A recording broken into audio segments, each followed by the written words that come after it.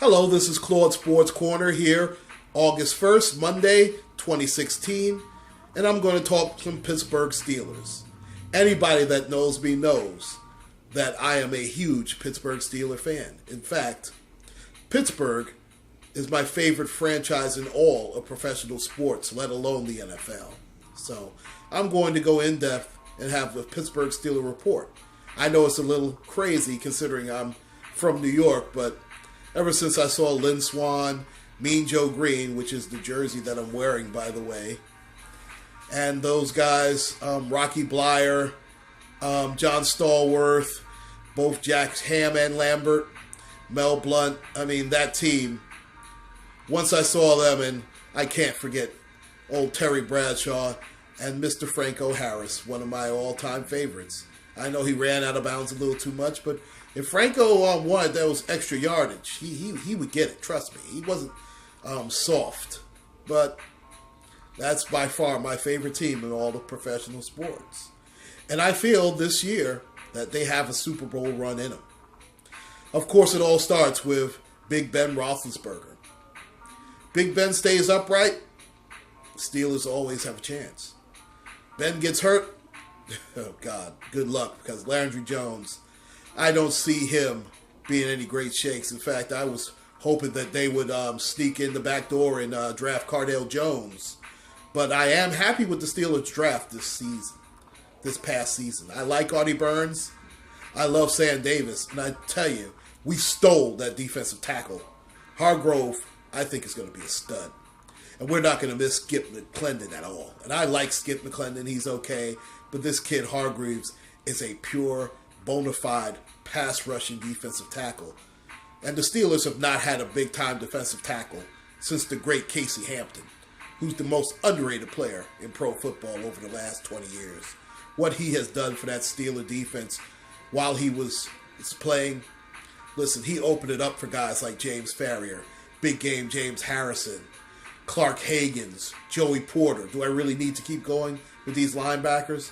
And listen, we have a pretty good linebacking core because I expect Ryan Shazier to make the jump from decent player, very good player, to an all-pro. And to me, it's Shazier and Bud Dupree have to lead this linebacking charge. Now, trust me, I think Big Game James has a couple of big games left in him, but he has to appear less in the rotation. If he appears more than 25 snaps, I think the Steelers are in trouble. But people seem to forget that the Steelers did come up third in the NFL in sacks last year. So the front seven was not the problem. We all know the Steelers' problems are in the secondary. That secondary, they couldn't cover a goddamn paper bag. They were so bad. I tell you, William Gay is decent, but he's a feast or famine guy.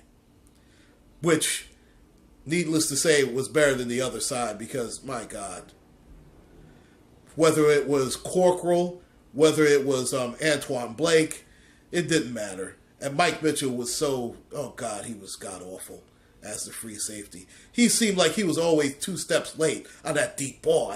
God, he can hit. He's a wonderful hitter, but he was just not as proficient as Ryan Clark was. And we haven't really had... Listen, Ryan Clark was very underrated at the free safety position. But I think the Steelers have shored it up. Artie Burns was a good choice, even though, listen, we wanted Jackson III. It's just the Bengals, and I have to give the Bengals credit. They were smart. They knew what the Steelers wanted. They picked him. They picked that kid just to keep him away from the Steelers. But I think Artie Burns will do well. The bigger thing is we're getting Senquez Golson back, who was hurt last year. So in essence, he's a rookie this year, even though he's going to be listed in his second year, considering he missed all of last season. If you have a rotation of Burns, Golson, and William Gay covering 3 receivers, and then you have Mitchell and Sam Davis, who is a wonderful hitter, and he can play some man coverage because he has the cornerback pedigree in him. The Steelers will do fine. If the back end improves even 30%, the Steelers will go to the Super Bowl, hands down. I'm choosing the Steelers to go about 12-4. Now, of course, everything is centered around Le'Veon Bell. We know Martavis Bryant is going to be out for the season, and he's trying to be the Steelers version of Josh Gordon. And we don't know what the circumstance is going to be as far as the Le'Veon Bell suspension. Right now, as of this filming, it's a 4-game suspension. I wouldn't be shocked if they overturn it if, in fact, what Le'Veon Bell is saying is accurate, that they didn't have the proper number to reach him. And listen, I have no reason. I would just remain neutral because, listen, let's face it, he was suspended once for this, and his availability is a problem with the Steelers. I have to say that. And I'm a huge Le'Veon Bell fan. But to me, if it in fact is the truth, he's let his teammates down, and he's let Coach Mike Tomlin down. And it's an absolute disgrace, and I'm tired of it.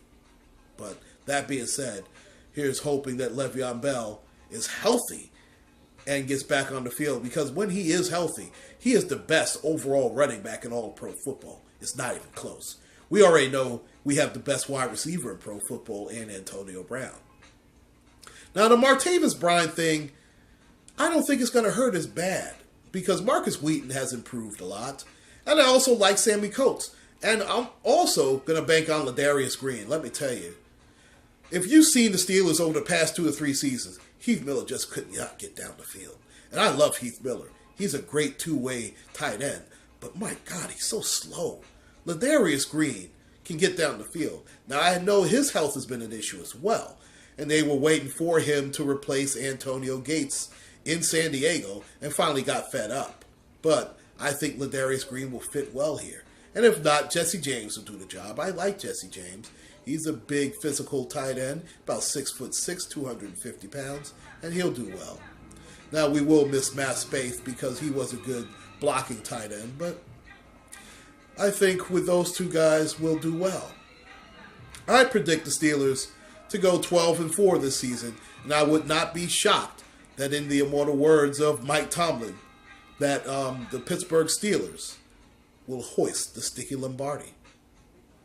Well, please like and subscribe. This is Claude Sports Corner. Please take care and God bless.